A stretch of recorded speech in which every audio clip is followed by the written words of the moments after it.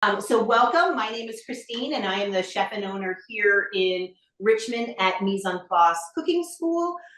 Here I offer a variety of one evening cooking classes for the general public. We do a lot of corporate team building events. January 2025 is year 21 that I've been doing this crazy business. So it's been a lot of fun. We do private events. Lately I've been hosting many collaboration events, pop-up dinners down here. So it's a really, really fun space.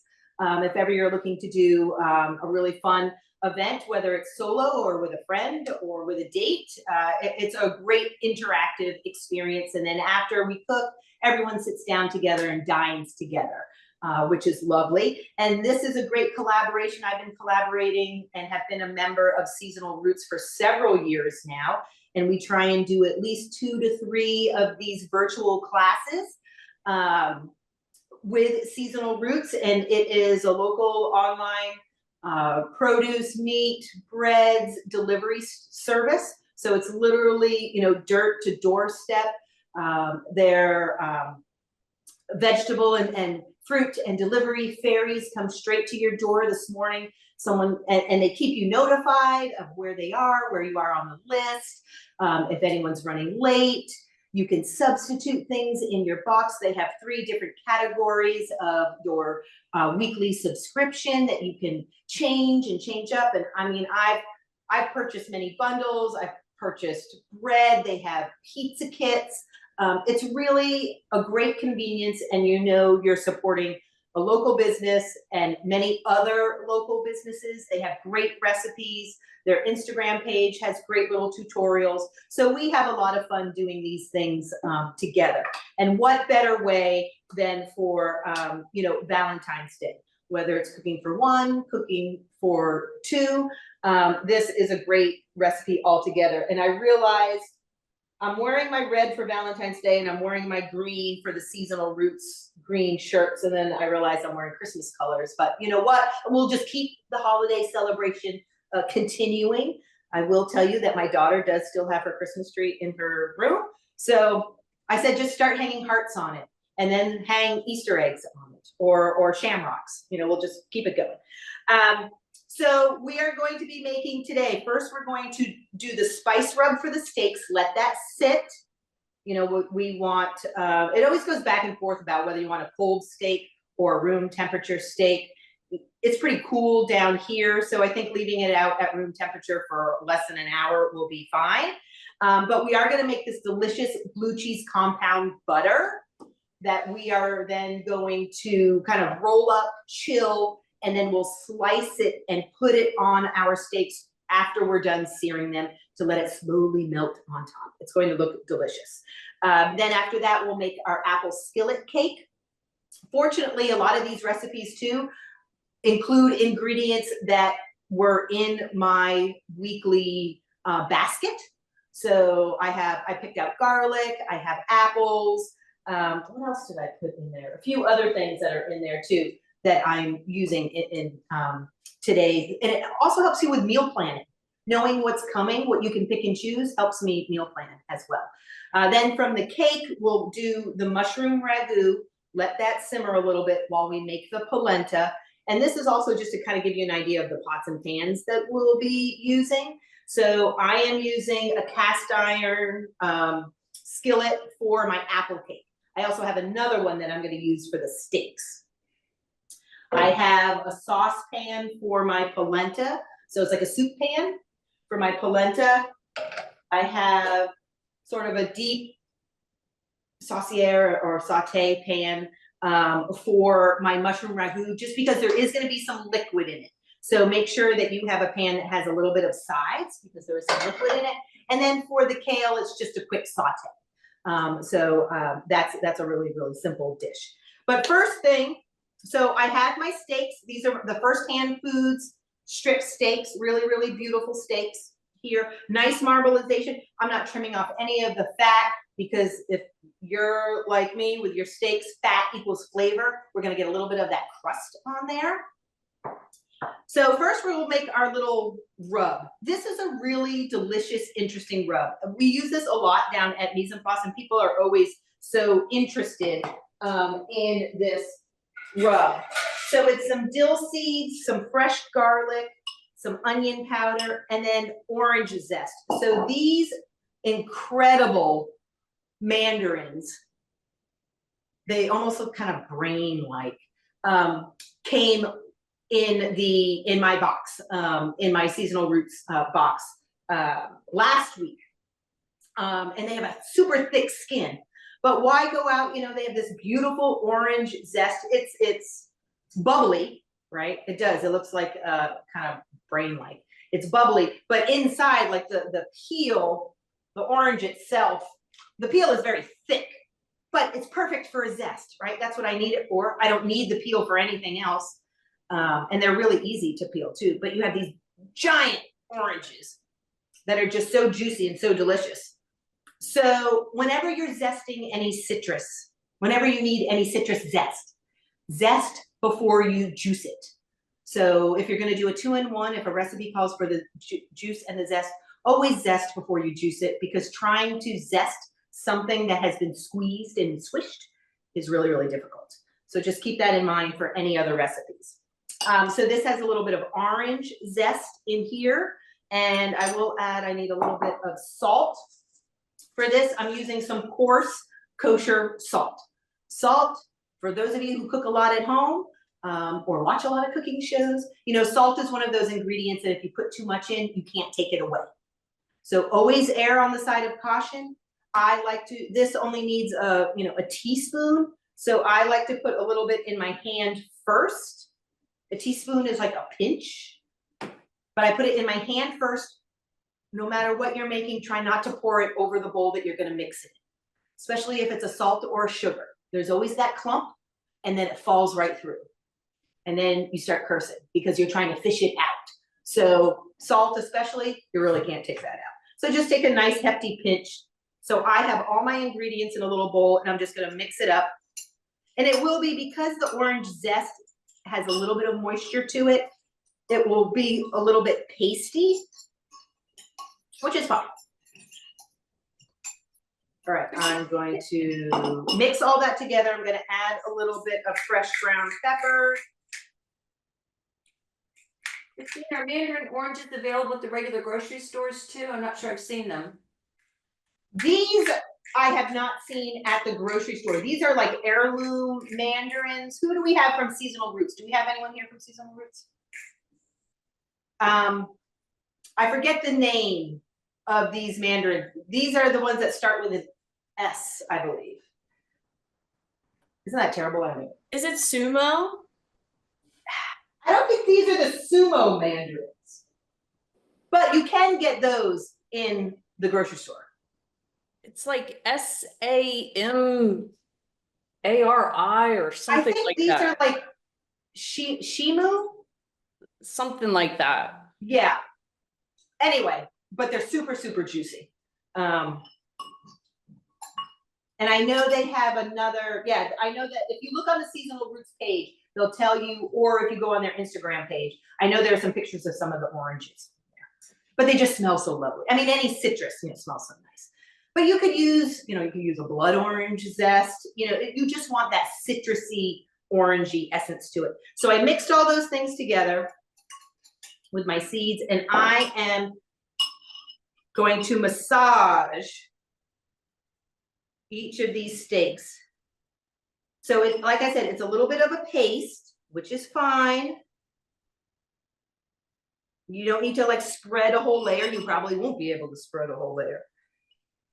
But we just want to spread this out, massage it in there.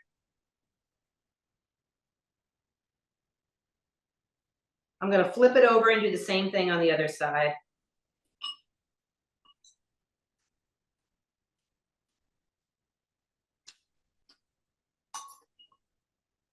Use it all up. Doesn't make that much. But with the dill seeds and the orange, it's a really interesting rub. And every time we do this rub here at work, at Mise en Place, people are surprised because it's, again, it's unique. It's not your everyday Montreal steaks. And we'll add a little bit more salt and pepper to the steaks before we sear them. All right, I'm just gonna put this aside. Put all that fun stuff aside. And then we'll go on to the butter. So I have about half a cup of butter softened. So you can always just leave it out. To be honest, my butter wasn't super soft, so I just put it in the oven with the door open for a few minutes to soften it up. I have my butter, I have my herbs in here, my garlic you could always use. So this calls for 1 garlic clove minced. You could, if you have garlic powder, not garlic salt, you could use like a teaspoon of garlic powder in lieu of fresh garlic. And then I crumbled my blue cheese. Now this Ash country cheese, this blue cheese is so good, and it's soft, so it's creamy. And for those people who are not blue cheese people, this is very mild. I would say try it. Now, if you're not a blue cheese person, you could maybe put, what else would I put in there? I don't know, blue cheese and steak just goes so well together. You don't have to put any cheese. Maybe a little Parmesan, but you really don't have to put any cheese. You can put maybe a Gruyere in there. But if you just wanted herbs and garlic, that's fine too. And someone asked a question, I'm sorry.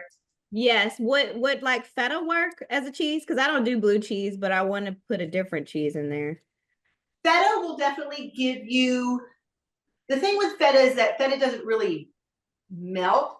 Feta, if you like Greek food, right? You know, feta has that bite. It has that little bit of a briny bite in the back of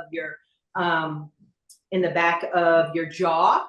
So you could use, if you like something softer, you could use a cheddar. If you wanted to, you could certainly use what else could you use? Goat cheese. Oh yeah, you could use a goat cheese. Okay, or Parmesan probably. Or Parmesan, yeah, absolutely. Okay. You know, the thing is that we don't have that much cheese in it. You know, we're not looking for a cheesy crust. We're just looking for a little bit of that, you know, brininess to a cheese. And with blue cheese, it is sharp, sharp. And yes, a lot of people have a love-hate with blue cheese. This is very, I have to say this, Ash Creamery is very mild when it comes to blue.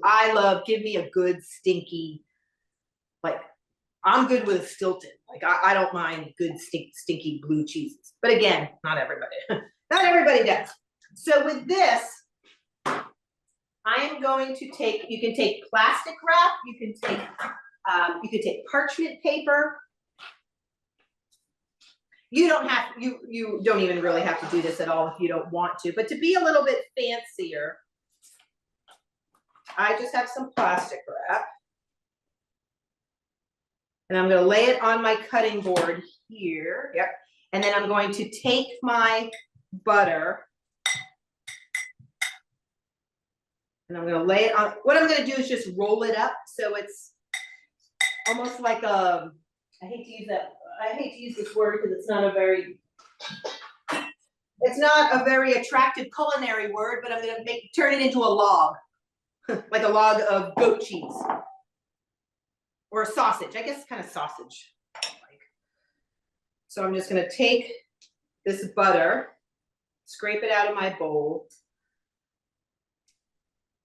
lay it across, a piece of parchment. Now again, you certainly don't have to do this. It just makes it easier to slice. And then I'm just gonna roll it.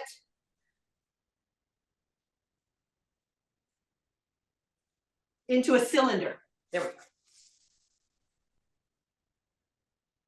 I'm just going to roll that into a cylinder and then twist in the opposite direction on each side. And I'll put this, where will I put this? I'll put this in, I might just for tonight put this in the freezer just to have it chilled enough that I can slice it and put it on top of the steak. So I just made like a little tube of butter. But something like this, if you make it without any cheese, like a compound butter with fresh herbs and garlic, anytime you go to saute vegetables, you know, just toss it in there. Now for this recipe, if you are using some of the Mountain View Farm, the Mountain View Farm butter that we got in the bundle is salted. So whenever you're using salted butter, make sure when you read the recipe that you either taste it first or before you add any additional salt. You just don't want it to be too salty. Although with this butter, you can kind of mellow it out a little bit. So you just turn it into a little tube.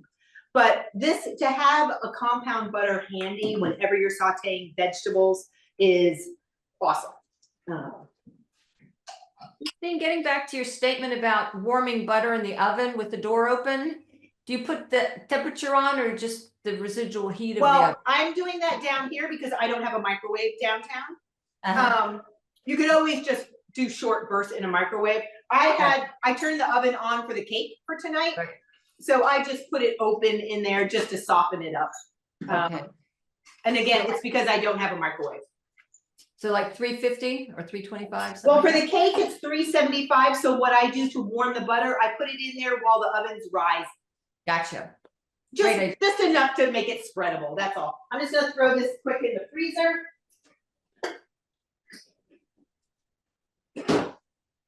But a compound butter is great if you have some herbs that maybe are starting to look a little funky. And like, you can always use the tub. Wait, you can always use the tub. You know, if they're starting to look a little funky or ragged or something, and you want to just chop them up and, you know, chop them all up and either store them in ice cubes to keep them, or mix them with some butter, and whether it's fresh garlic or garlic powder, and then if you go to saute any type of vegetable, or if you're going to make mashed potatoes, put a good plop in there, and it just, you know, a little knob, and it brings it to a whole nother level. All right, now onto our cake, but we'll talk a little bit about mise en place too as we go on to our skillet cake. So before class started, myself and my son's down here helping me out, we got our mise en place together. So he helped me chop, prep, clean, measure out all of my ingredients so that I'm ready to go, so that I'm ready to assemble this cake. He measured out all the dry ingredients, and that's really the key to cooking at home. Not just reading the ingredients and what you need to have chopped, prepped, and diced and peeled, but to know the procedure so that when you go to cook, it's just an assembly. You're not starting to saute the onions and the garlic that you sliced and chopped so beautifully, and then you have to go and clean a pork tenderloin, right? And you didn't realize that the onions and garlic are only going to take 3 minutes to get nice and golden, yet you are still trying to get all the silver skin off, and your hands are all full of pork, and your onions are getting darker and darker, and the smoke is getting darker and darker, and the alarm goes off, the smoke detector goes off, your hands are full of raw pork, and you're touching the knobs, and then it just gets a little chaotic, and that's where Chick-fil-A comes in. So what you want to do is read through your ingredients and your procedure so that you know, oh, that needs to simmer for 10 minutes. I now have 10 minutes to get this ready. Or I know tomorrow night I want to make this dish. I'm going to be pressed for time. So I'm going to prep things out today and just, you know, I have everything from, you know, little plastic containers. Down here we have a ton of these little glass mise en place bowls. A lot of these things you can, you know, use measuring cups. I use those all the time as little containers, things that I have in my house. If you need these little glass bowls, you can buy them at the dollar store, which is a $1.25 store, I should say. So it's really just getting those things ready. So for this cake, I have all of my dried ingredients in a bowl. I have my oven preheating. It's already on 375. I have my skillet ready. And I did put a little bit of butter at the bottom of the skillet, even though it is a cast iron. You know, I want to be able to eat the cake, so I just took a little bit of the butter and rubbed it along the bottom here. Now, for tonight's dish, I'm just using my hand mixer. I do love my stand mixer, but it does take up a lot of room. My hand mixer is just so handy. So in one large bowl, I have all of my dry ingredients. I have my flour, my baking soda, my baking powder, my cardamom, and my cinnamon. Now, I did already go ahead. I will be honest, I have an apple core downtown, which I don't think I've ever used. I used it and then I threw it away. It got me so frustrated. I do have these pretty rings, right? You know, my son, I poured it. My son sliced these beautiful apples, which I did get in my seasonal roots box because I ordered them. They're delicious, delicious apples. So what I did to cut the apple into rings, I used the core, which you do not have to do, but I used the core, and because an apple is round, I cut a little, so say this is, I don't think I have an apple out here. So say this is the apple. What I did was I cut just a tiny little piece of the apple to give myself a nice flat surface to cut from, so that I had some stability. You know, apples are round, and when you're trying to cut those rings, you just don't want it to fall away from you. So just cut a little bit of the bottom and give yourself a nice steady apple to roll from. And then once it got really small, I just cut it into half moons, right? And really this is all for presentation because we're going to kind of shingle it around the top of the batter. So the first thing we're going to do, I have my butter here that again has been nice and warmed. So we're gonna mix the butter and the sugar well. So I have my sugar here measured out, so there will be a little bit of noise. But again, I love my handy mixer here. This is a Black & Decker. I did have, we've done a lot of events down here and some commercials with Hamilton Beach. So I did have a Hamilton Beach mixer for a very long time. And then it just stopped. Like it just stopped. All these small wares, they definitely have a lifespan. All right, so I'm just gonna do a quick beat.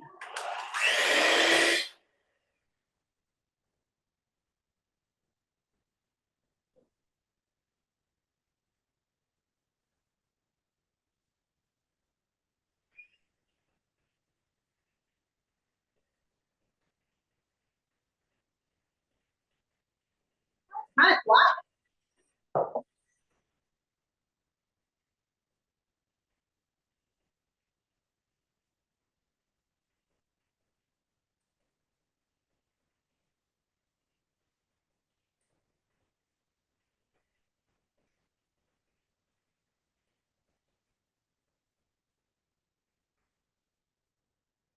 All right, I'm just gonna bring this stuff together a little bit. I probably, in hindsight, this is the size of my bowl. I probably needed a little bit bigger bowl with higher sides. I do have some kind of coming out a little bit, but that's all right. Live TV. I don't have little elves under the desk here.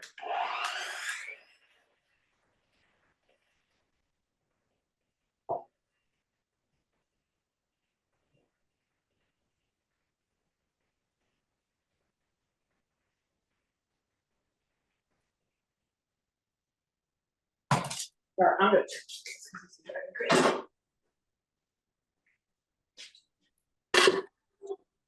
There we go. Now I can really get it.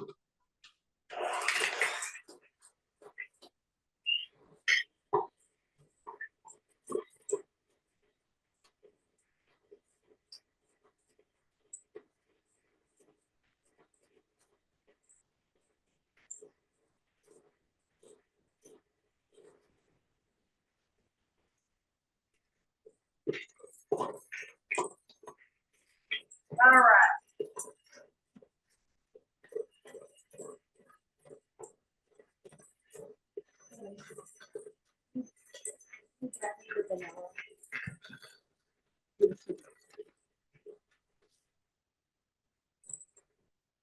All right, so I've got it all nice and incorporated. It's nice and light in here. And so you have 1 whole egg and 1 egg yolk. Save the white for an omelet, scrambled eggs, meringue if you're so inspired. So I'm going to add either the 1 egg or the yolk, whatever kind of falls in first, and give it a mix.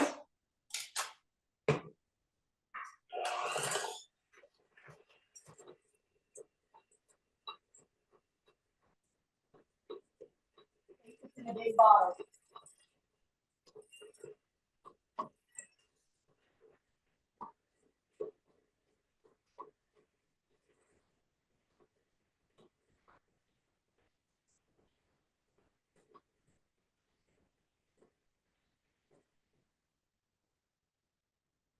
Then I'm going to add the yolk or the remaining egg and mix that as well.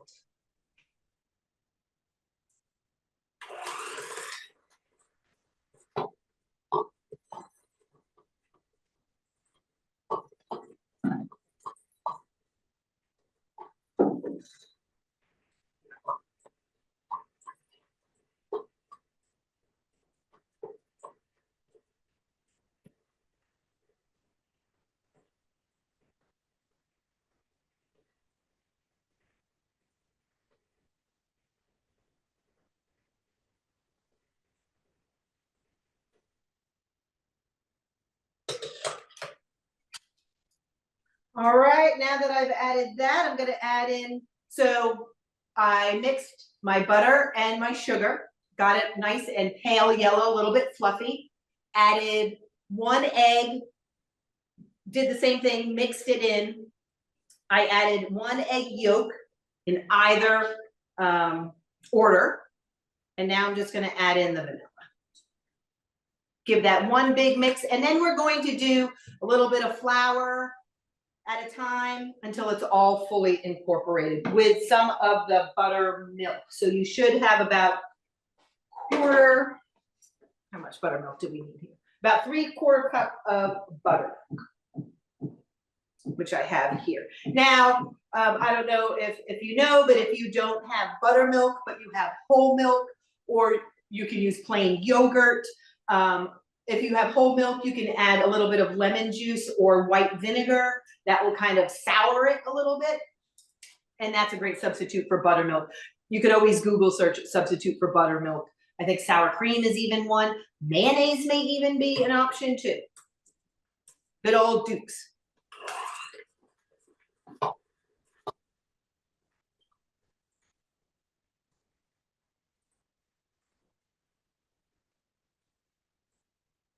All right, so I'm gonna add in, so it's a nice pale, yeah, it almost looks like the color of butter. It's a very, very pale yellow.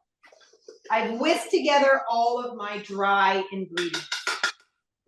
So this is the flour, the baking powder, baking soda, a little bit of salt, the ground cinnamon, and cardamom. So I'm going to add half of the flour mixture in there and half of the buttermilk. There's about 3/4 cup of buttermilk. I'll add about half of it.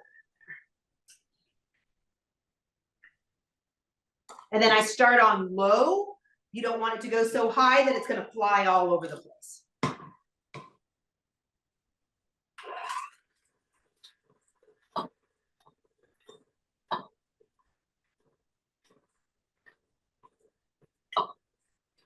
Now what you don't want to do is over mix.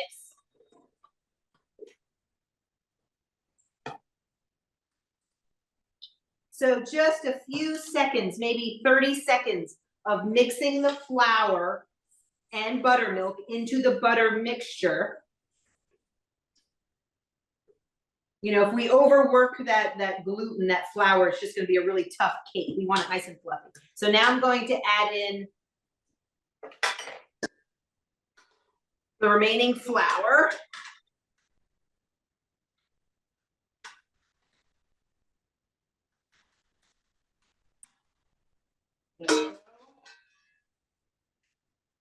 And I put in half of the buttermilk. You could have put all of the butter.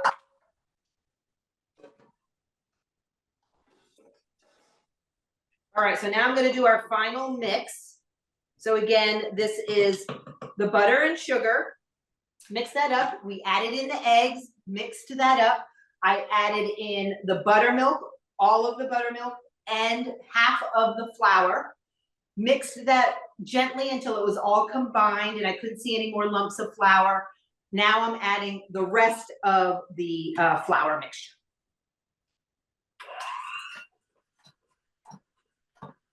And you just want to mix it enough that you don't see any clumps of flour.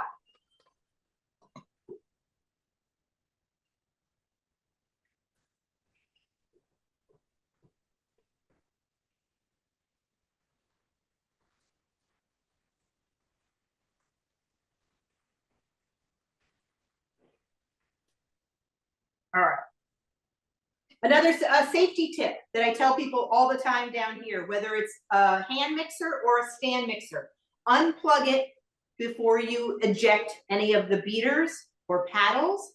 I do know of a chef colleague friend of mine who got her hand stuck in a stand mixer. So please do not do that. And they always put the eject button on these hand mixers so close to the first speed. So please undo that before you eject. All right. So I have my prepared pan here.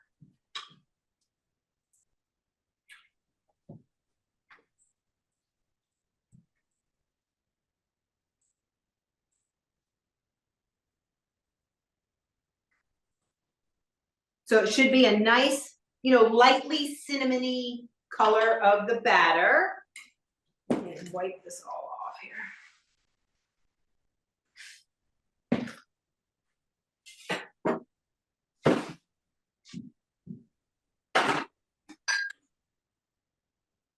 All right, so I'm going to spoon.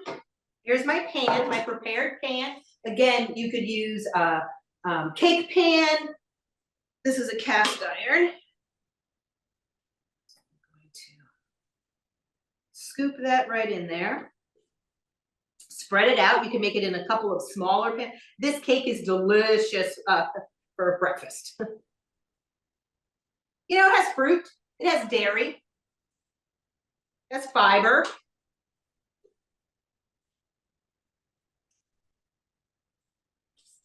All right. And I'm going to spread that out. Christine, is that a 12-inch pan? This one here is probably more like a 10-inch. Okay. I know the recipe calls for 9, so if you have something a little bigger, it's just going to be a little thinner. Okay, thanks. Sure.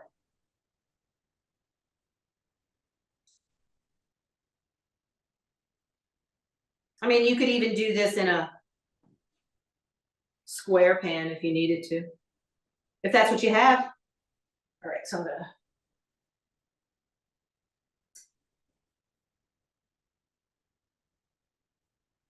So I've got my little cinnamon sugar on the side. I have my sliced apples. Make sure you get all that batter that you worked hard for. And this is something you could use pears with. You could probably use plums.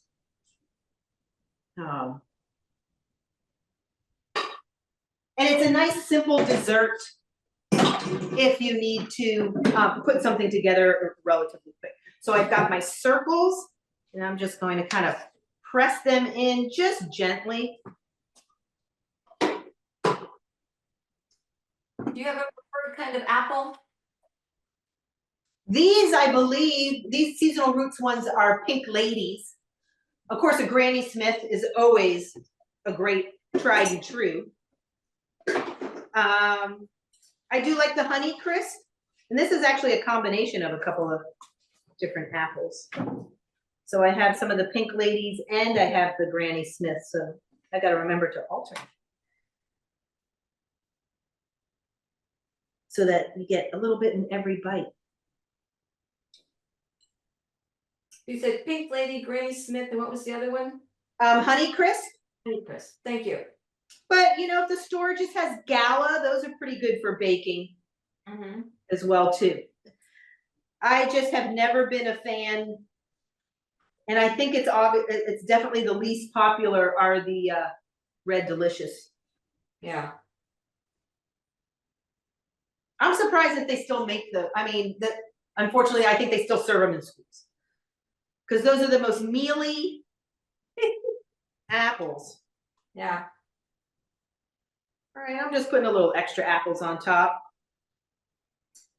Now, if you were going to do this, you know, later on in the day, toss your apples in a little bit of acidulated water or a little bit of lemon juice. You can even use like a white vinegar too, just something that will keep it from turning brown. You know, they turn brown just from oxidation, just from air, just like avocados. So, you know, just keep an eye on that. But you can completely, you know, prep these earlier in the day. All right, I definitely have extra apples, but in the meantime, I have my little cinnamon sugar mix. And I'm gonna sprinkle that right on top. Because what the cake is going to do is that it's gonna bake and nestle in those apple slices.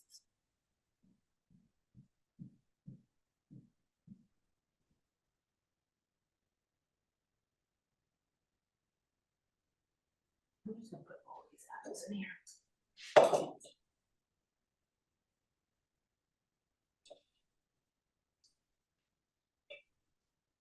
Yeah, that apple core thing, what a pain. I personally at home, we have a lot of gadgets obviously here at Mise en Place, but at home, I like to have as little gadgets as possible. Like a garlic press. They're handy, but they're a pain in the butt to clean. And again, it's just another gadget in your drawer. When you can do the same thing with just a knife. All right. Here we go. So it's nice and crispy. And I'm putting it in the oven. You want it on the upper third of your oven, which most likely is probably closer to the heat. We're gonna put it in there for about 25 to 30 minutes. I'm going to set my timer. My oven down here is a conventional oven that tends to have some hot spots. So I like to set mine for half of the amount of time, and then I'll rotate it. The other half, my hot spot is in the back of the oven. So I just like to get an even bake.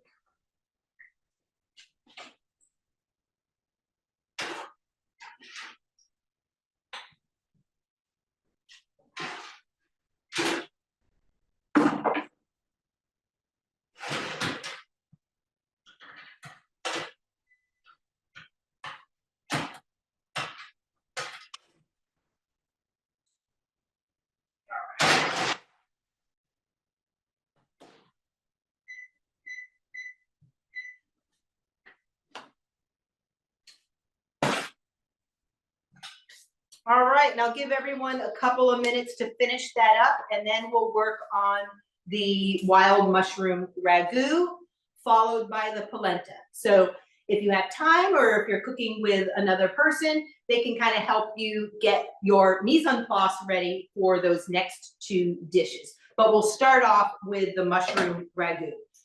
And we'll start that with an onion tutorial.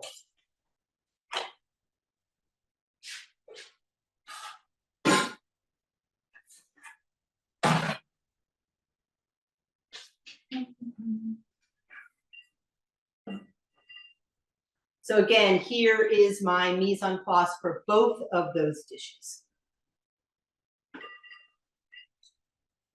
While I'm giving everybody time to kind of get ready, I'm going to just chop up a couple of cloves of garlic for the ragu. And I will tell you, I like to repurpose leftovers. What one of my podcasts, what did they call them? They didn't call them leftovers, they called them nextovers. So that you're not, when you change what you're making with the leftovers, so you're not having the same thing 3 times a week. So I made this ragu for a class last week, and I had maybe about 1.5 cups left of the ragu. So what I did was I made in the Instapot on one of those, our cold Arctic days, I made a beef stew.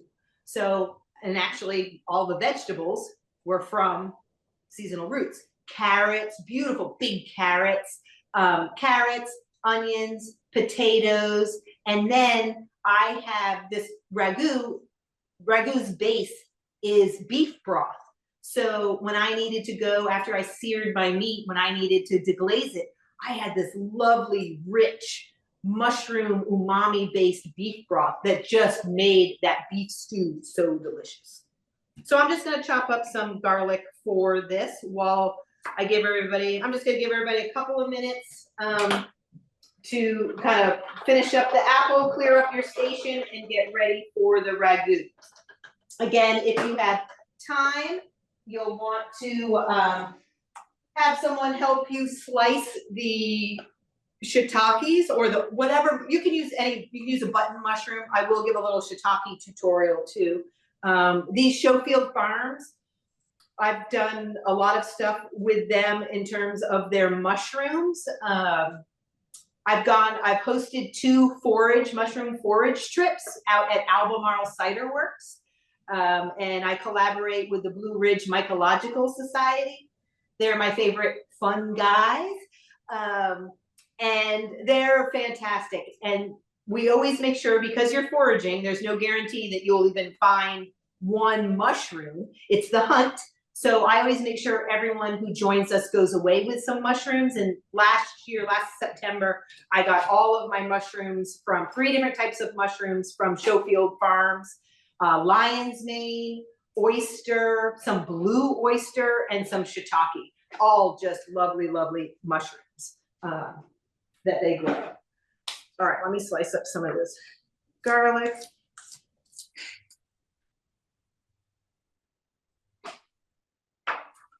And for this recipe, the garlic doesn't have to be, it just needs to be chopped up small. This is where you can use a press if you like the garlic press. Otherwise, just chop it up. Put that on the side of my board. All right, are we all good to go for our next, starting the mushroom ragu? So the mushroom ragu will need some olive oil, onion, garlic, some sliced shiitake mushrooms or Bella mushrooms. If you're using a button mushroom or a baby Bella mushroom, use the stem, just cut off the kind of woody ends of the stem and slice those up. All mushrooms are now are grown in all commercial mushrooms are grown in pasteurized dirt. So what you don't want to do with your mushrooms is soak them in water. You can spray them and then wipe them down. You can take a damp paper towel and wipe them down. Mushrooms already have so much water in them that you can literally saute them in a dry pan and you'll see liquid come out of the mushroom. So what you don't want to do is add more water, because then when you go to saute it, you get that consistency of a canned mushroom. So if anyone has ever had like a bad cheap pizza, they use those sliced canned mushrooms and they're horrible. They're slimy. That's not what we want for this. You want a nice, fresh, sauteed or roasted mushroom. So if you're using, as I said, a button or a baby Bella, just chop off the bottom and then slice that up. For our shiitakes, the shiitakes, again, they're nice and dry and tight. You know, all the gills are nice and tight and clean. You want to cut off or pop off the stem. The stem is inedible. You could maybe make a mushroom stock. So if you do make a lot of vegetable broth, save the stems. But it's like chewing a rubber band. It never, ever breaks down. So just pop that right off. and then lay your mushroom cap flat down and just make some nice, simple rocking slices. And that's all we need for this with the shiitakes. If you want to be fancy and want to use oyster mushrooms, you can just break them off. They usually come in a bunch on the stalk. You can just break them up and literally like peel them away. But for the shiitakes, try not to buy the pre-sliced shiitakes in the grocery store package because they often still have the stem on. So just be aware of that. All right, now that we've done that, I'm going to, so you need a little bit of beef broth. I don't have it out here, I have it in the refrigerator. My go-to for beef, chicken stock, vegetable stock is a product called Better Than Bouillon.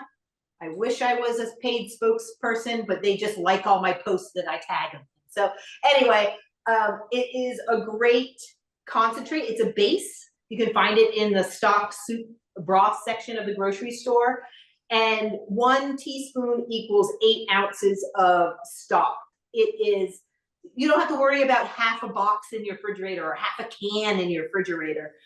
You just use what you need, and I love it. Yes, I know it is. It's a great product, and now they have flavors like a chipotle and a Tuscan Italian. Sauteing vegetables, I just put a little bit in there. I like, they have an organic chicken that I use. Down here I have the 3. I have the chicken, the beef, and the vegetable. They do have low sodium, so keep an eye on that. They also have a roasted chicken that I like. They have a roasted garlic. They're all great, and they last. Costco, you can get a giant one, but the ones that you buy in the grocery store have just under 40 servings per jar. So you literally take a little bit. Anytime you're sauteing vegetables, mix it with your compound butter and add a little bit of liquid. And, oh my goodness, it's delicious. I use it, another quick recipe, if you have an Instant Pot and you have a lot of random greens, kale, collards, I put them all in the Instant Pot. I put about 2/3 a cup of water and a little scoop of the Better Than Bouillon, whatever I happen to have, usually vegetable or chicken. And I set my Instant Pot to 0. And it steams it all down, and you get this amazing pot liquor at the bottom. So quick tip with any of your greens. That's what I love with the Better Than Bouillon. But as I continually digress, we could make this a 24-hour class, you know, with tips and tricks and all those other things. But anyway, let's get back to our ragu. So our onion, we need half a cup of chopped onion, which will probably be about half of an onion. Onion chopping 101. Your onion is round, so you have a stem end and you have a root end. What I like to do is cut my stem end off, not too much, but it gives me a nice flat side. And can everybody see this, or is my name, to me, my name is in front of my cutting board? We can see. You can? Perfect, thank you. So I have this nice flat base. It's round, you don't want it to roll away from you. You have a sharp knife and you have fingers. So we want to keep all those things. So I cut off the bottom and I'm going to cut straight down through the root. The root is now going to give me 2 flat sides. So I only need half of it. So I'm going to put the other aside. I'm going to give it a quick peel to get off all that papery outside. Then I'm going to make a few cuts. Now, of course, you want to make sure that you have a good knife. A dull knife is a lot more dangerous than a sharp knife. And if you're not comfortable sharpening your own knives, there are lots of places that you can go to get them sharpened. Williams-Sonoma, here in town, Belmont Butchery. Some of the local Ladles and Linens sometimes have it in Carytown. So there are places. Now what I like to do, so I have my knife in one hand, I have a nice good grip.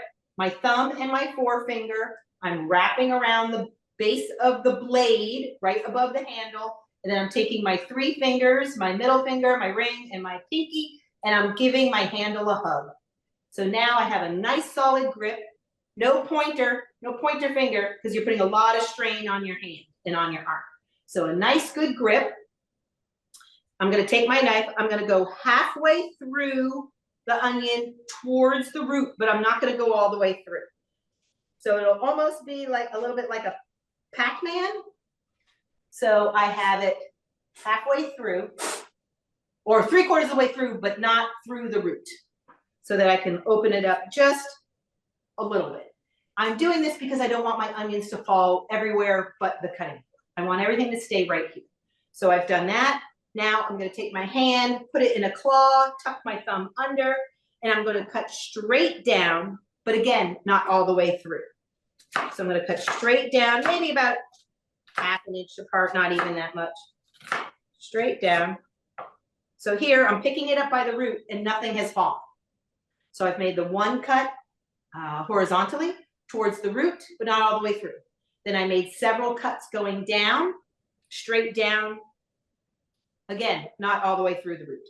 Now it's my last cuts. I'm taking my thumb, I'm putting it on the root, curling those fingers again. Use your top digits as your guides. Don't worry, you're not gonna cut yourself. Holding the onion together, I'm just gonna go forward, a nice forward motion, and again, about 1/2 inch. And there are my dice. Now, as your fingers start to slide down towards the root, you know, your fingers come first, it's just an onion.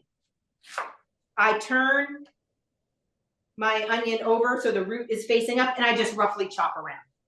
You know, we're making a ragu or a sauce, so you know, no one's going to say, okay, this one piece is a little bit bigger than another piece. You know, your fingers come first. Now, if you are strapped for time and you do not have time to chop an onion today, tomorrow, whenever, do not go to the produce section and buy a container of pre-chopped onions. It's super expensive, almost more than a bag of onions, and it's really perishable. Go straight to the frozen vegetable aisle. If we learned anything during the pandemic, it's the value of frozen vegetables. It's inexpensive. You thaw out the amount that you need and you put it back in. Frozen chopped onions are great for soups, stews, ragus, and the work is done for you. Again, this isn't, we don't need beautifully, you know, half moon slices for a salad. This is for a ragu. So those little containers, as I said, are expensive and they're perishable and they start to go bad really, really fast. Just like any of those pre-chopped vegetables in those plastic bags, there's always the one in the middle, like the raspberry, that you open it and you're like, dang, I didn't see any bad fruit around it, but now I see it right in the middle. So now we have these beautifully chopped onions. I think half an onion is more than enough. So I have my skillet here. Again, I'm adding a little bit of liquid, so I want some sides on this skillet. And I'm going to coat the bottom of the pan with olive oil. So you can use olive oil, avocado oil. You can use canola oil if that's what you have, but a little bit of flavor doesn't hurt. All right. Now another question. How do we know that the oil is hot and ready for me to add my onions and garlic? So olive oil has some viscosity to it, some thickness to it, just like when you go to a wine tasting and they have you swirl the wine in the glass and look at the legs that are coming down. This is very similar. You know, it has some of that viscosity in it. So when that's my cake. Let's see, turn the lights on. Oh, it's looking delicious, but I am going to turn it around and give it another 15 minutes. And it's really puffing up over the apples. Oh, I'm excited. And it smells so good. All right, let's say another 15. All right, so back to our olive oil. So when we put it in the pan, it's thick. We want, when the oil, and I have it on a medium heat. I have it on about a 6 on my gas cooktop. When the oil is ready, the oil will move around your pan like water. So that viscosity has kind of gone away. You may see some rippling in there. You may see some light wisps of smoke, not dark, just light wisps of smoke come up. But you want to have that oil move around like water. Don't throw water in it because then it just pops right back at you. And you don't want that because it hurts. So we don't want to hurt ourselves. So yeah, just have it move around. And your garlic and your onions will start to make a noise, will start to sizzle. How much oil do you put in the pan? Do you just I put in it on? just enough to cover the bottom of the pan. Maybe, depending on the size of your pan, maybe 2 tablespoons or so, but just enough to coat the bottom. You know, we're not frying anything, we're just sauteing. So I have my garlic and my onions. And this we're only gonna stir around for a couple of minutes. So keep that in mind when you're getting your mise en place, right? So keep that in mind if you need to chop the mushrooms. You could always throw the onions in and then chop the garlic and add those.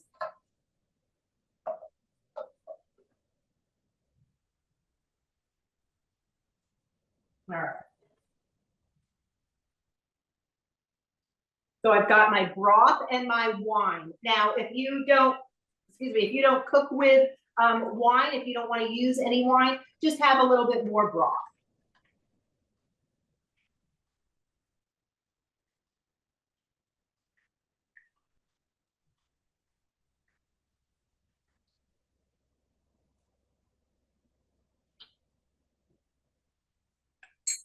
Oh God, that smells good already.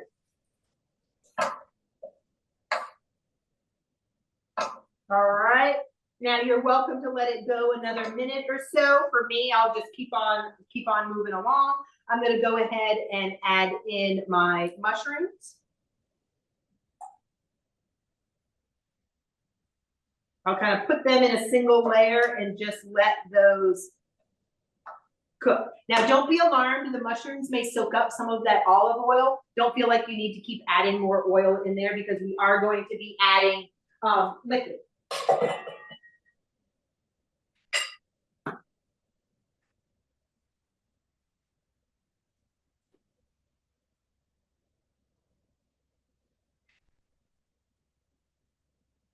I might add a little bit of salt. Again, I'll just put a little bit in my hand.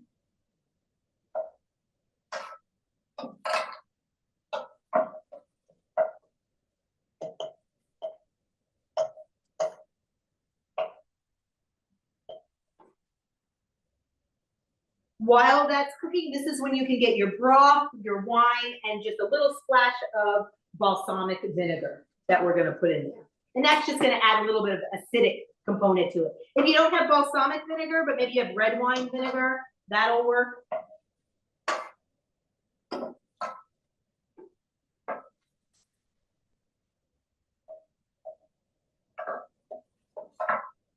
All right, so here I have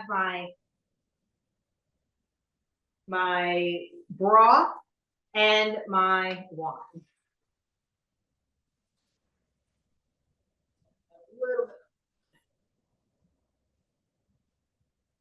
And this we want to bring to a boil. Let me get all of that better than bouillon in there.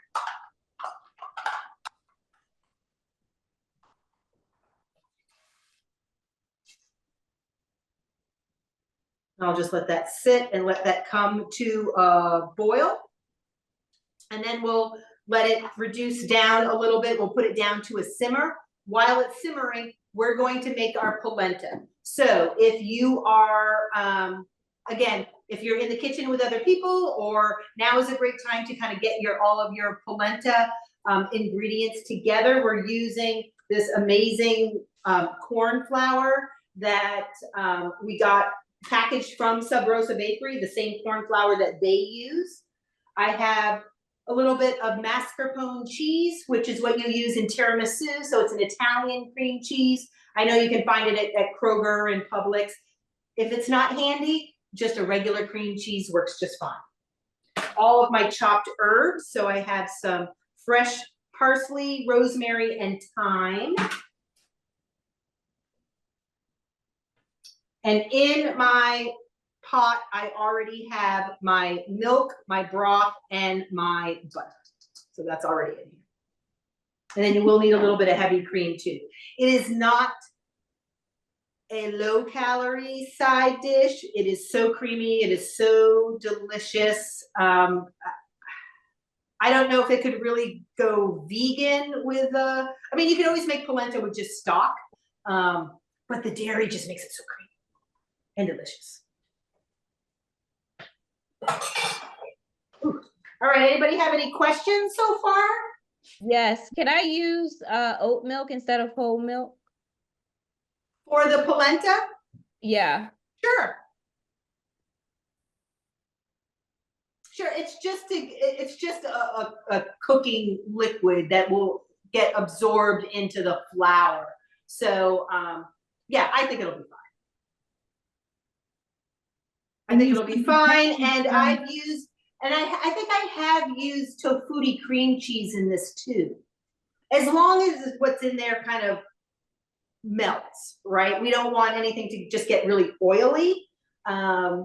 You may even, if you have like the creamy oat milk, or even like the oat creamer, that may have a little bit more substance. But if you just have the regular oat milk, that'd be fine. I'd probably definitely use an oat milk over like an almond milk or even a soy milk, just because I think the oat milk being from oats has a little bit more creaminess to it. If that makes sense. And you may have found the same thing.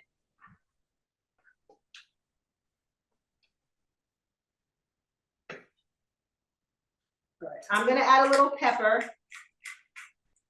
And now I am just gonna put aside my mushrooms and just let them simmer for a little bit.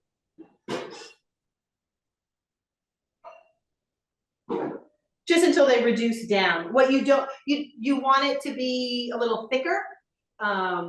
You want some of that liquid to reduce down so it's more of a sauce. And right now mine kind of looks more like a stew. So you want that nice creamy sauce so that it kind of sticks to whether you pour it over the polenta or pour it over your steak so that it's not all like running all over the place.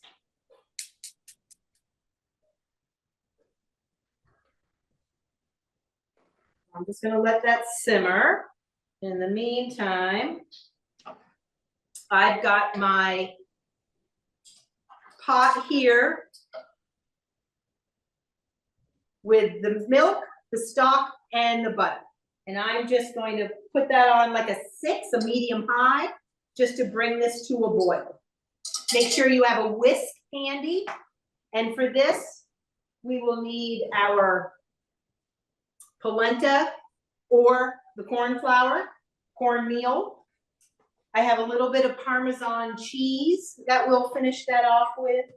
I have our herbs, our mascarpone, and our heavy cream. Is there a butter you recommend that's dairy free, that's best for cooking? We use Miyoko butter. I was just gonna say Miyoko butter.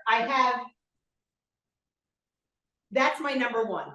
Miyoko butter has always been my number one butter, non-dairy butter. It tends to be a little pricier. Sometimes with baking, I'll use, I think I actually have, I think I actually have like the country crop. What do I have?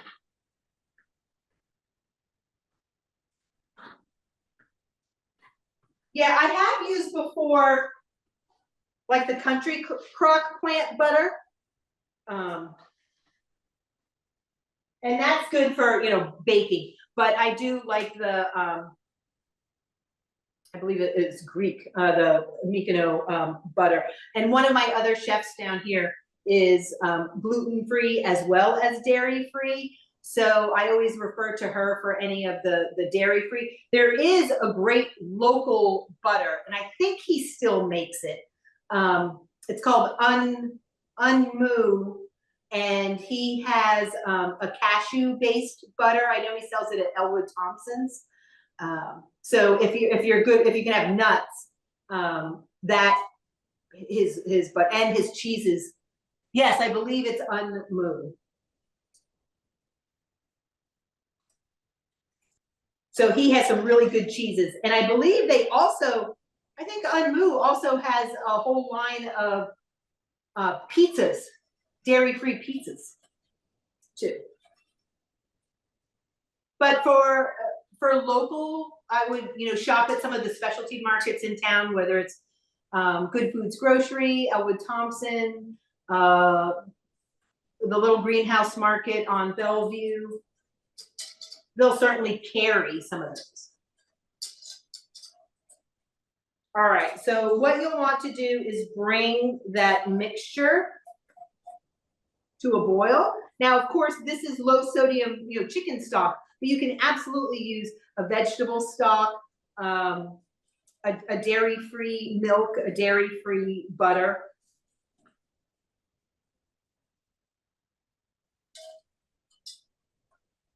What we don't want to do is burn this dairy. We just want to bring it up to a boil. For the stock, do you always have to match the flavor, or is it really okay just to use anything? You can use anything. I mean, or you can use water. Use water. Yeah, we use the Better Than Bouillon also. We got chicken and we got vegetable. We like those too. Oh yeah, yeah. Yep, the bouillons, the powders. Really, it's just adding a little bit more flavor to it.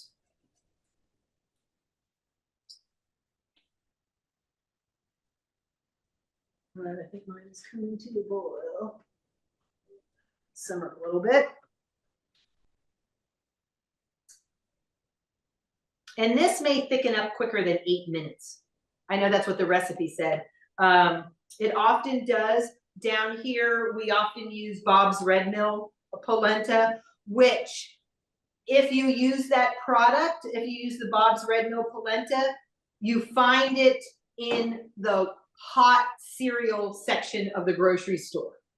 So you would think it would be with the flours in the baking section, but it's not, because polenta is just an Italian word for grits. So that's where you find it. But I do like the Bob's Red.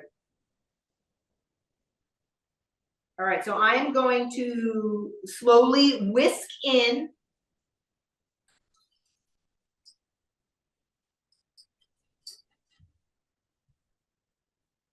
our polenta. Oh, and now watch the heat, because mine almost bubbled right over. Now for this recipe, I halved it. But if you are making the whole recipe, you can chill the leftovers in a square pan, and then you can kind of pan fry the polenta. That's really delicious too. All right.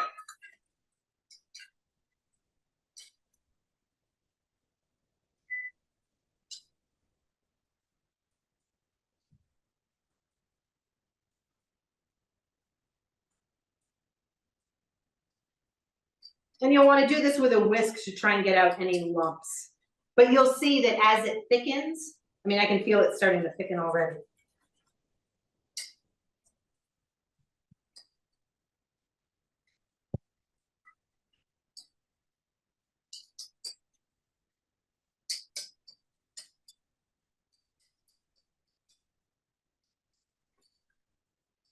Oh, it smells good.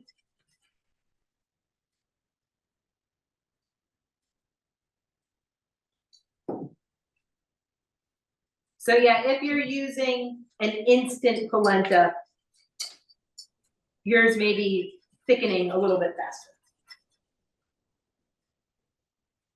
And while this is cooking, the next thing we're going to do, actually we may do the steak next and then the greens last, because the greens just take a moment. But make sure for the greens, if you haven't already, remove the kale from the stem. All right, let's see.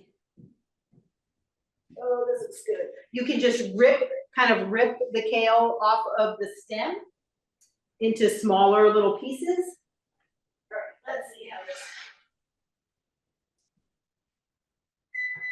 So Oh my goodness, this smells so delicious. I'll bring it up closer. My apple skillet. I might put this in for like 2 more minutes. Looks so Although good. it's really the apples. But it smells so good, and some of the cinnamon has gotten a little bit caramelized. The cinnamon sugar on top. Oh, with a nice scoop of ice cream. Oh my goodness.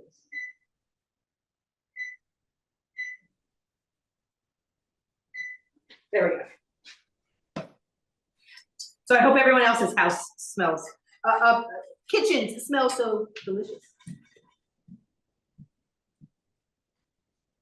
Those apple skillet cakes are like the gift that keeps on giving. You know, they're even better the next day.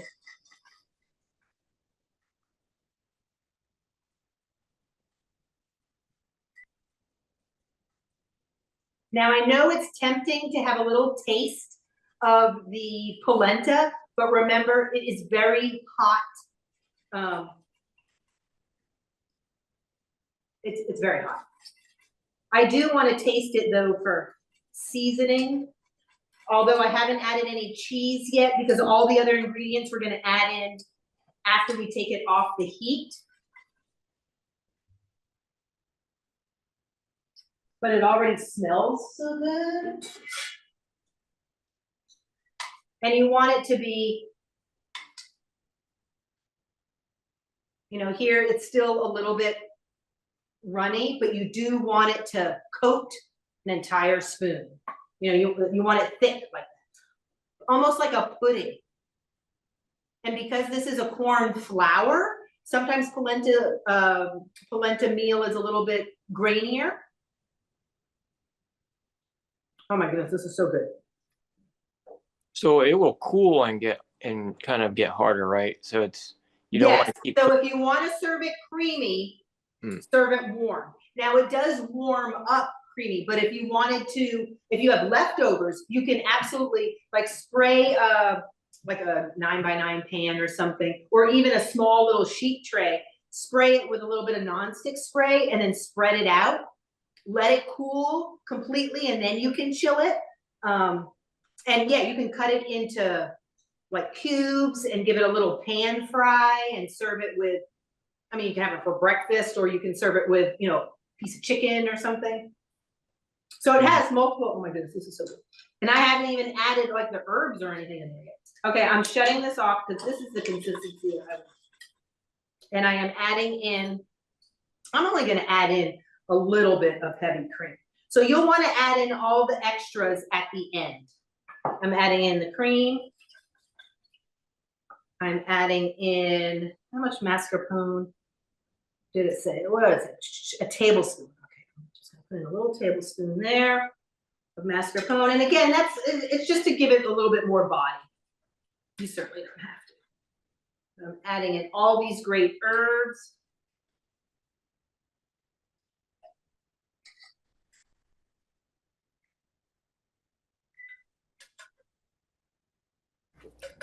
Chef, Yes.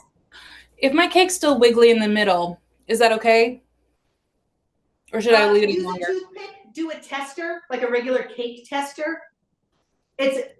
Or you can, I mean, you can use a knife too. You want to make sure that the batter is cooked, right? That the cake is cooked. So it should be like a cake. So it shouldn't really be wiggly.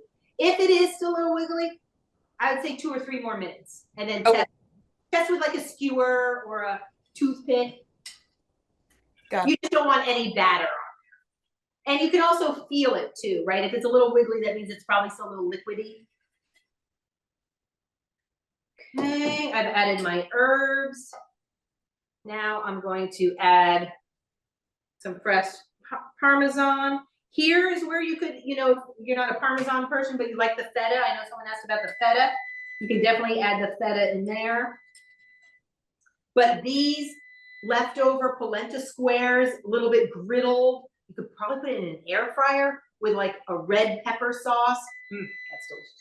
I'm gonna add a little bit of cracked pepper.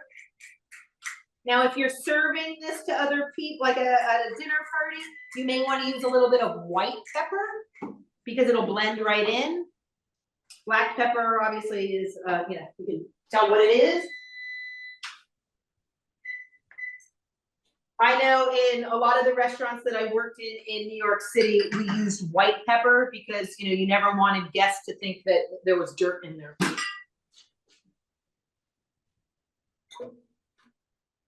Which definitely now sounds a little bit bougie, but that's how it is. Is white pepper a little bit less warm too? Yeah, white pepper's not as sharp, so it's a little bit, you know, calmer.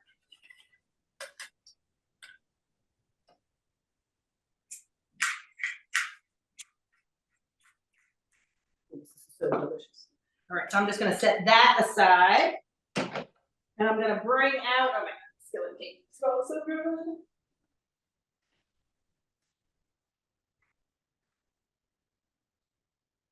I mean, this skillet cake is just fantastic.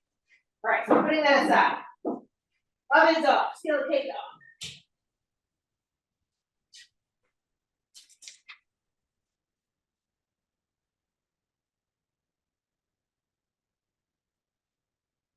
All right, so for our steaks.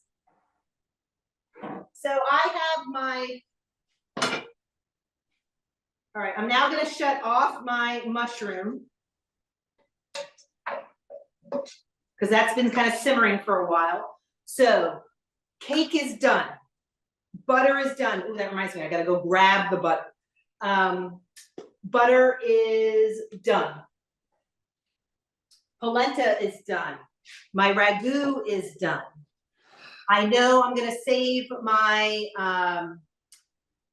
kale for last because it's gonna take not even minutes, maybe a few minutes. I have my garlic chopped for that. I have my lemon juice ready, my olive oil. It's a 1, 2, 3 easy mix for any type of greens.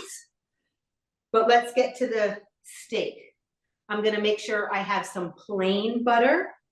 I'm gonna make sure I have a nice spoon to butter that. I'm gonna make sure I have a fork to flip, or tongs to flip my steak. I'm gonna get out my compound butter. Right now, I'm gonna turn I have a cast iron skillet here. I'll move the camera a little bit. And I'm gonna get this nice and hot. So I don't have anything in the skillet right now. It's just the cast iron. And if you cook a lot with cast iron, that means it's probably nice and seasoned. I have my steaks that have been sitting here with a little bit of the rub on there. I'll just spread it around.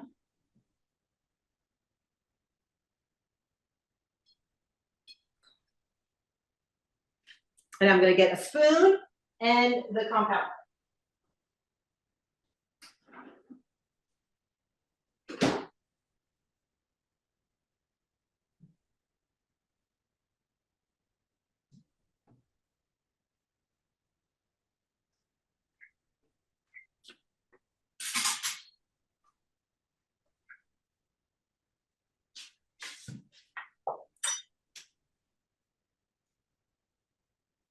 Now I want my pan to get hot, but not so hot that the outside gets this incredible crust, but the inside stays raw or cold. So while that's sitting there, I am going to take a little bit of salt, and I'm going to salt and pepper each side of the steak. Don't be shy. You can always add more seasoning afterwards, but you know, a nice decent crust.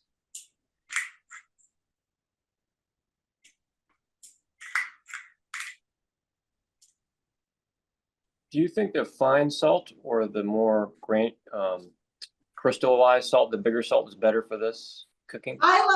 I like using the bigger salt because I can feel how much I'm putting in there. Is generally what I like to use because I can put it in my hand and then I can feel how much. The finer kosher salt or sea salt, again, it's all up to you, but I still always put it in my hand first and, you know, give it a nice, a lot of times, you know, in restaurants before service, you know, you take your salt and you kind of rotate your wrists so you get an all over seasoning. You can do that. Just don't go too high up, maybe a few inches from your product, whatever you're seasoning. I have some of these. Is there any main difference from like sea salt and pink Himalayan salt and all the other different types of salts for cooking? There are more differences in tastes. So things like the fine table iodized salt, I save that all for baking. One, it has that iodine taste, and it's just so fine. So that stuff I just save for baking. It dissolves. I like either the kosher or the sea salt. If I'm finishing something, I'll use the gray salt or a seasoned salt or the flakes, you know, if I'm gonna finish something. The Himalayan sea salt, I use that often too, sometimes with my chicken, but that sometimes tends to be finer too. A lot of it is your taste, and obviously they taste a little different because of, you know, where they're from. What else do I have? Someone got me for Christmas, Trader Joe's has a Portuguese flaky sea salt. Again, that for me, that is a finishing salt. So if I do a piece of fish and then I just kind of top it with, just so you get those, something that's really, really kind of oily and fatty, but then you get that nice little burst of salinity, right? That little crunch too. You get a little bit of crunch. So go what you enjoy. A gray sea salt. I've used like smoked salt. So like a smoked salt would be really fun with this one too. But in terms of, there's not a big difference in terms of flavor between a kosher and a sea salt. I don't think that, I don't feel like the sea salt may be a little bit brinier. But I like the coarser because I like to be able to see and feel how much salt I'm adding into a dish. All right, so I can see that I'm getting some nice wisps of smoke. So I'm gonna put both steaks in and set like a 2-minute timer. Two for a total of, I think like 6 to 7 minutes. Or 6 to 8 minutes, depending on how you like your steak.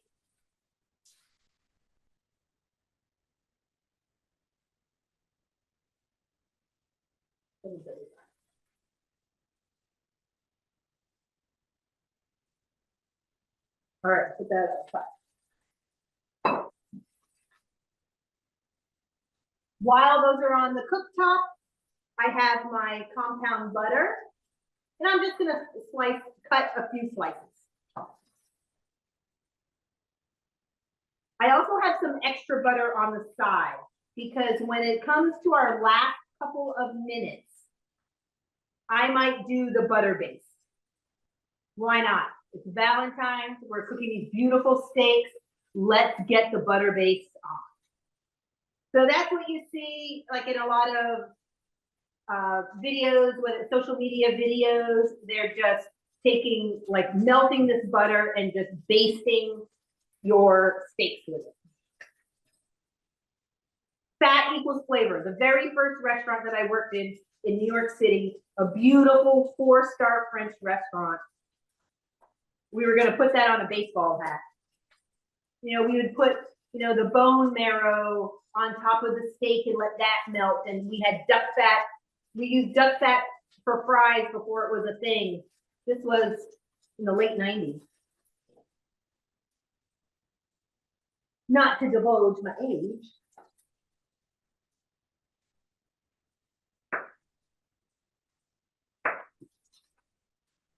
Oh, this is so pretty too.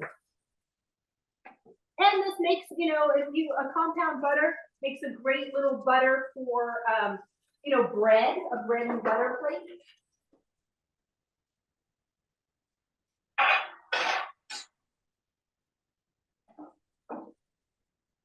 All right, been 2 minutes. I'm gonna flip. Oh, I already have a nice little crust on it. So with each flip, I like to turn the direction of like 90 degrees of where my steak was originally lying in the first place, just to kind of get full pan coverage. And we can't forget to sear that fat, that side of fat, because you want that too. All right. I'm just gonna go ahead and saute. Let me turn this a little bit. Scoot this down a little bit. I'm gonna go ahead and saute my kale. Just because we have time, we can. So if you have stovetop space, I wish I had space like I have here at my house, which I do not. So I have a nice big skillet. We want plenty of room. And for our greens, it's just olive oil, garlic,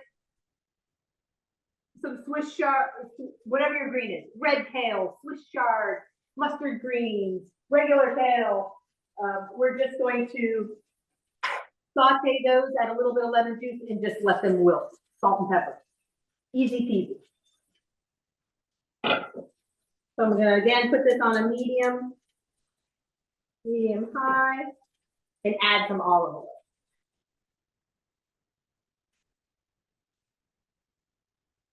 Just a few swirls.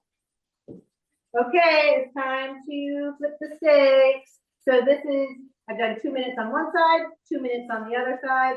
Now I'm doing 2 minutes again on the very first side, but we have nice coloring already. It's getting a little smoky, which is good, but I'm not going to turn on the fan because it will be loud. Do you have it at medium heat? I do. I have it like at a 5.5, and I have a gas cooktop, so it's like between a 5 and a 6. Again, I want to be able to bring it to a medium rare. It's about 122, 124 degrees, and then you'll want to let it rest before you slice it.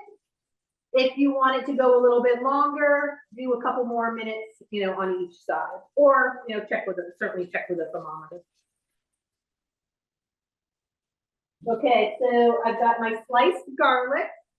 I've got a little bit of lemon juice. My pan, in my saute pan for the kale, is moving around like water, right? So we move that around. And we'll just give that a nice little saute. I'll let those, I think they add a little bit more.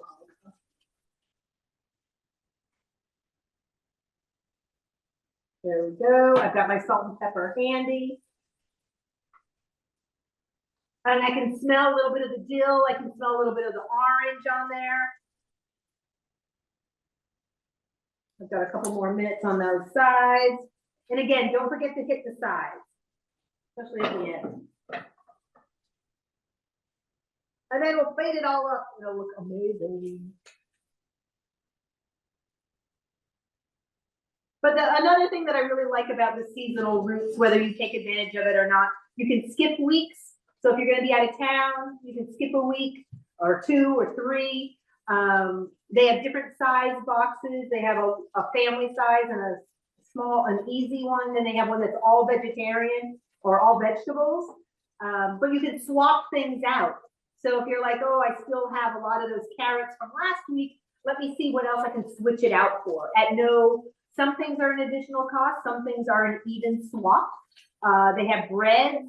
They have great rolls from La Vida Bakery. They have 2.5 Irishmen. They have tempeh, some chaotic tempeh on there. They really have just a real great bundle of things. Okay, my garlic is starting to get sauteed a little bit. I'm gonna let it go. I don't want it to get too golden, but I'm gonna let it keep cooking a little bit. Meantime, I'm gonna flip the steak.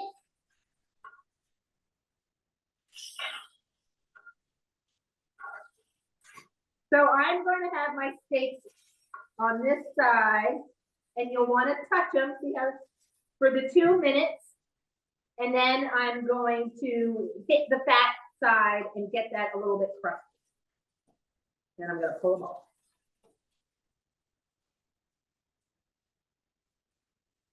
All right, let me go ahead and add my, kale, like spinach, will right down.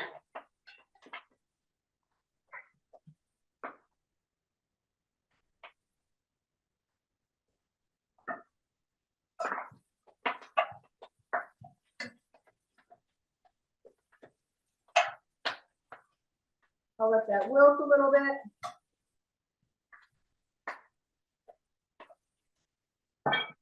All right, now I'm going to add a little bit of butter to my steak.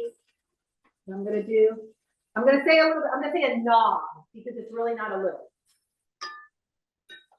I won't lie.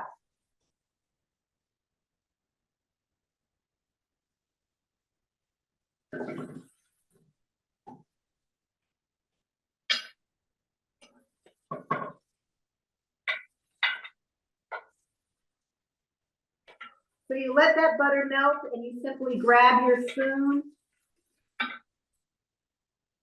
And the thing about adding a little bit of extra butter to your pan is that it's picking up all the little orange zest that may have stuck to the pan.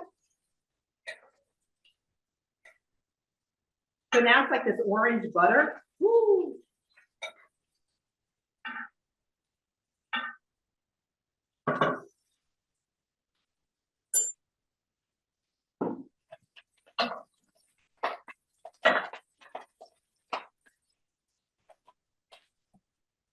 All right, I'm gonna hit this tail with a little bit of lemon juice.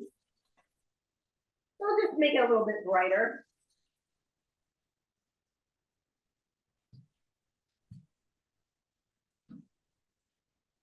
Okay, let's get that back side. You may have to hold it a little bit.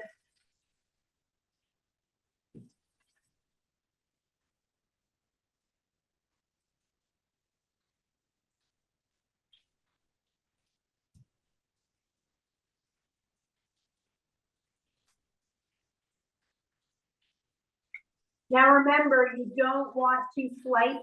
Give your steaks a good 5 minutes to sit and rest once you take them out of the pan. Right? You do not want to have all that hard work spill all over your cutting board. So when we go to sear a steak, all of the blood rushes to the center. So if you pull that off and break that seal, it's all going to go out. You want to give it time. It's like when you go and you work out and then you go and you relax. You want to and you have a big glass of water. You want all of that liquid to kind of go back into the muscle and get it nice and soft and tender and relaxed. All right, I'm shutting that off.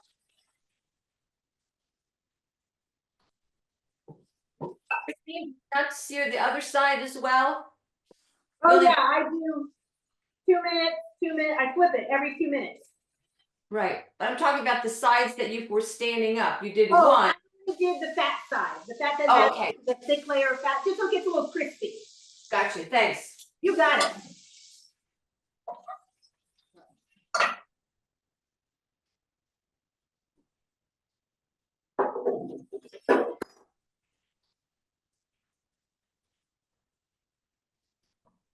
So now is plate up time.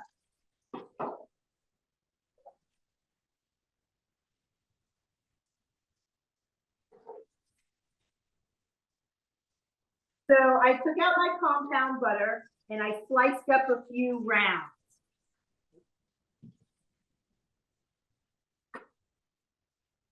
Now I'm not going to slice these up because I want them to rest, but I do want to put it on the plate. Let's see.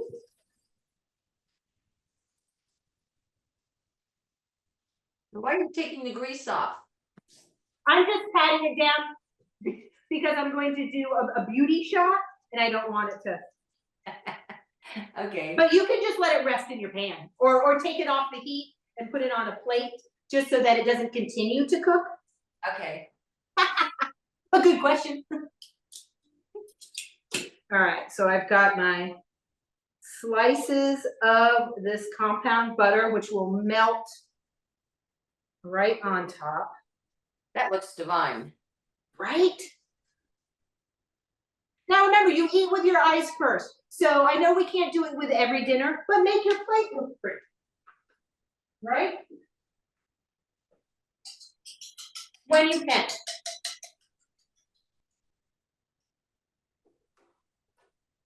You use any of the canned juices? I would probably like pour that on afterwards, but we already have some of the butter here, Right. right? All right, so a little bit of the polenta, which has set up perfectly.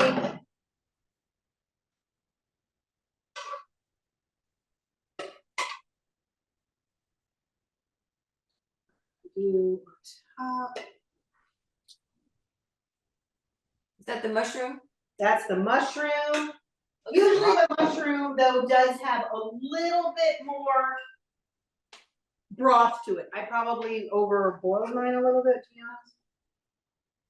So it's usually a little bit more saucier. Okay, some extra herbs. You know, we gotta do the zhuzh. And then our kale.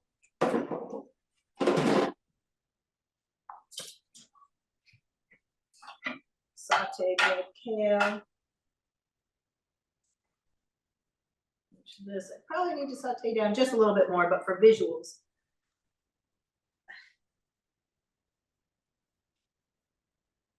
Kale there, we'll get that out of the way.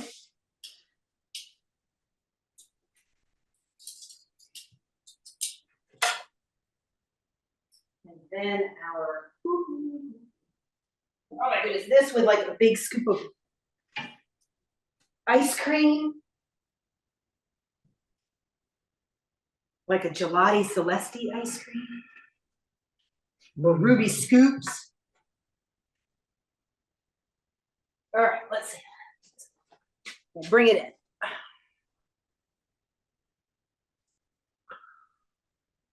in. There we go. So we have our delicious plate of, and I'll post some pictures too. So we have this amazing, we have our steak with our, oh, I got thumbs up. I love the thumbs up. So we have our blue cheese compound butter. We have our polenta, so kind of our cheesy grits almost. Our polenta, we have our mushroom ragu, our sauteed red kale. Oh my goodness, and all this lovely juice.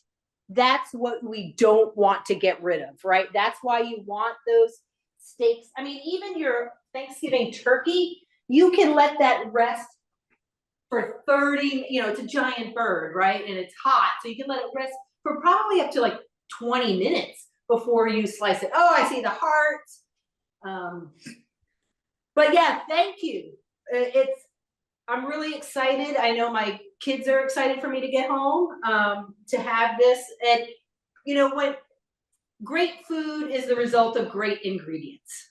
So even if it's not from seasonal roots, you know, be particular about where you're getting your produce from. You know, we all know things are just getting more and more expensive. You know, I told myself whatever I need to get that's not already in my house, in my refrigerator, if it's not through seasonal roots, I'll go to, you know, we have farmers markets all year round. Just get smaller quantities, get the things that I'm actually gonna eat, not the extras that I have 5 million days of leftovers that I'm not gonna do anything with. So I see a happy customer. That's what I love. But enjoy, everybody. Have a wonderful Friday. Whatever you're celebrating, yourself, an achievement, something that makes your heart warm, which is this amazing meal. you know, some comforting food. I'm excited for the apple cake. It's nice and golden. It's gonna pull right away from the pan, and even if it sticks a little to the pan, that crunchiness is even more delicious too. So thank you, and again, feel free to, you know, use that code even just to check out Seasonal Roots and see what it's all about. But thank you everyone, and happy Valentine's Day.